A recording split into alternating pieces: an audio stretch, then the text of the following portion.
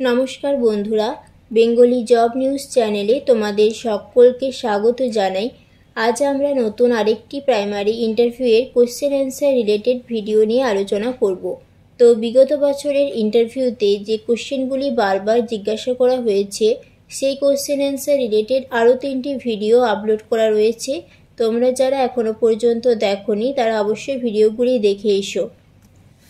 আমাদের প্রথম প্রশ্ন হলো, প্রথম শ্রেণী থেকে পঞ্চম শ্রেণী পর্যন্ত বাংলা বিষয়ে কি কি বই রয়েছে? তো দেখো, প্রথম শ্রেণীতে বাংলা বিষয়ে পড়ানো হয় হলো সহজ পাঠ থেকে প্রথম ভাগ, এবং আমার বই থেকে রয়েছে প্রথম, দ্বিতীয় এবং তৃতীয় ভাগ। আর দ্বিতীয় শ্রেণীতে পড়ানো হয় হলো সহজ পাঠ থেকে দ্বিতীয় ভাগ এবং আমার বই থেকে প্রথম, দ্বিতীয় এবং তৃতীয় ভাগ। তো প্রথম শ্রেণী এবং দ্বিতীয় শ্রেণীর বই একই, শুধুমাত্র সহজ পাঠের প্রথম ভাগ পড়ানো হচ্ছে প্রথম শ্রেণীতে এবং দ্বিতীয় ভাগটি পড়ানো হচ্ছে দ্বিতীয় শ্রেণীতে। তো তৃতীয় শ্রেণীতে দেখো, তৃতীয় শ্রেণীর বই রয়েছে পাতাবাহার।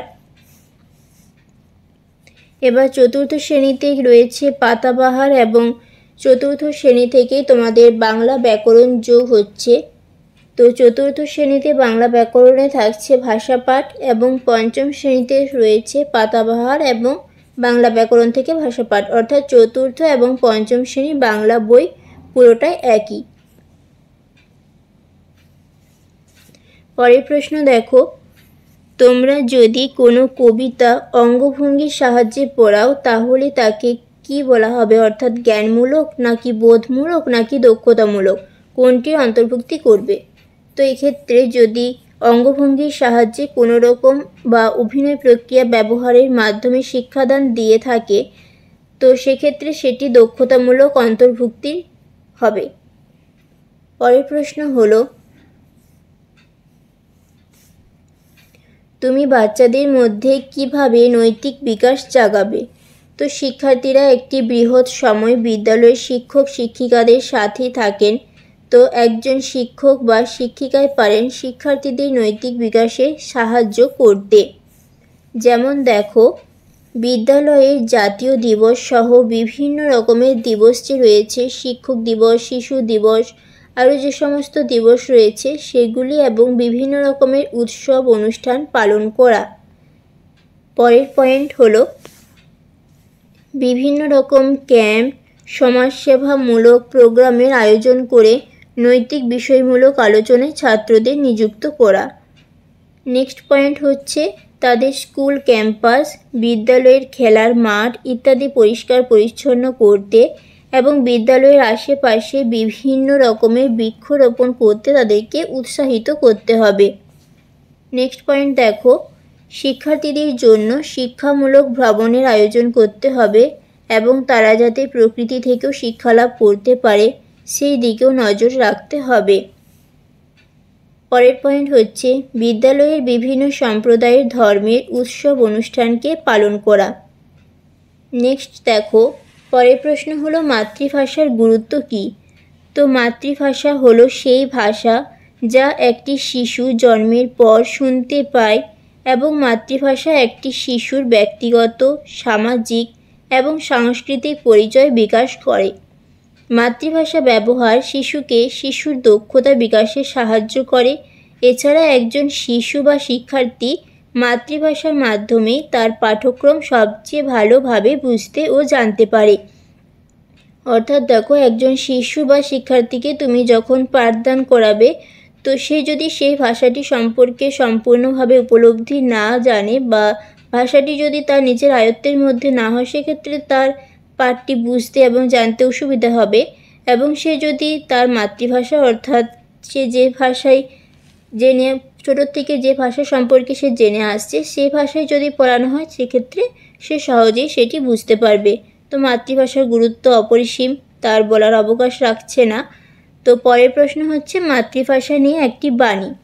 তো এটি দেখো খুবই গুরুত্বপূর্ণ প্রশ্ন। এখানে মাদার টেরেসার একটি বাণী আমি লিখেছি, তোমরা চাইলে আরও অন্যান্য বাণী লিখতে পারো। তো আমার মনে হয়েছে এটি সবচেয়ে ভালো। তো এটি দেখো, মাদার টেরেসা বলেছেন যে আমার মাতৃভাষা আলবেনিয়ান, কিন্তু আমি সমানভাবে বাংলা এবং ইংরেজি ভাষায় পারদর্শী। আপনার নিজের মাতৃভাষা জানার পাশাপাশি আপনি যেখানে কাজ করছেন সেখানকার ভাষা জানাটাও সমান জরুরি। অর্থাৎ তিনি বলতে চেয়েছেন যে তুমি যে জায়গায় কাজ করছো সেই জায়গার ভাষা যদি তোমার মাতৃভাষা নাও হয়, সেখানকার ভাষা কিন্তু তোমাকে শিখতে এবং জানতে হবে। পরের প্রশ্ন দেখো, প্রিপোজিশনের ব্যবহার, অর্থাৎ এটি ইংরেজি থেকে কোশ্চেন যে ইন, অন, অ্যাভাব এবং আন্ডার এই যে চারটে প্রিপোজিশন এর ব্যবহার। তো আগের বছর যে ইন্টারভিউ হয়েছিল সেখানে এই কোশ্চেনটি করা হয়েছিল যে প্রিপোজিশনের ব্যবহারের মধ্যে ইন, অন, অ্যাভাব এবং আন্ডার কোথায় কোথায় বসছে। তো দেখো, চকের মধ্যে যদি চকগুলো থাকে চকের বক্সের মধ্যে, তো চকের বক্সের মধ্যে চকগুলো থাকলে কি হচ্ছে, যেমন the chalk is in the box. আবার দেখো, টেবিলের ওপর যদি চকটি থাকছে সেক্ষেত্রে বলা হচ্ছে chalk box is on the table. অর্থাৎ টেবিলের উপরে একদম লাগোয়া যদি চকের বক্সটি নামানো থাকে সেক্ষেত্রে হচ্ছে অন। এবং চকের বক্সের মধ্যে যখন চকগুলো থাকছে তখন সেখানে বসছে ইন। এবং যখন টেবিলের ওপর কোনো বস্তু থাকছে কিন্তু টেবিলটা ধরো স্পর্শ করে থাকছে না, তার কিছুটা উপরে থাকছে, সেক্ষেত্রে বসবে অ্যাভাব। এবং টেবিলের একদম নিচে যখন কিছু থাকছে সেক্ষেত্রে হচ্ছে আন্ডার। যেমন the cat is under the table. অথবা মনে করো যে কোনো জিনিস যখন একদম টেবিলের একদম নিচে থাকবে, অর্থাৎ যে সান আমরা যেটাকে বলি, তো সেখানের সঙ্গে যখন জিনিসটা নামানো থাকবে সেক্ষেত্রে বসছে আন্ডার, টেবিল থেকে অনেকটা নিচে থাকছে। এবার আবার বাংলা প্রশ্ন দেখো, চক্ষুর বর্ণ বিশ্লেষণ করো। তো চক্ষুর বর্ণ বিশ্লেষণ দেখো, চ হসন্ত, অ প্লাস ক হসন্ত যুক্ত পেটকাটা মূর্ধন্যস্য হসন্ত যুক্ত হস্য। তো এখানে যেহেতু হসন্তগুলো কেন বসছে এবং এটার পরে কেন অ বসছে এতটা ডিটেলসে আমি এখন বোঝাচ্ছি না। তো তোমরা যদি চাও যে বর্ণ বিশ্লেষণের একটা পুরো ক্লাস, তো তাহলে আমাকে কমেন্টে জানিও, আমি পুরো বর্ণ বিশ্লেষণের উপর ডিটেলসে একটি ক্লাস দিয়ে দেব। নেক্সট দেখো, শুষ্কর বর্ণ বিশ্লেষণ হচ্ছে তারাবস্য যুক্ত হস্য যুক্ত মূর্ধন্যস্য যুক্ত ক যুক্ত অ। এবার পরের প্রশ্ন দেখো, ক্রিয়ার কাল কয় প্রকার ও কি কি। তো ক্রিয়ার কাল কয় প্রকার সকলেই জানো, আমাদের অতীত, বর্তমান, ভবিষ্যৎ এই তিনটে নিয়েই হচ্ছে আমাদের ক্রিয়ার কাল।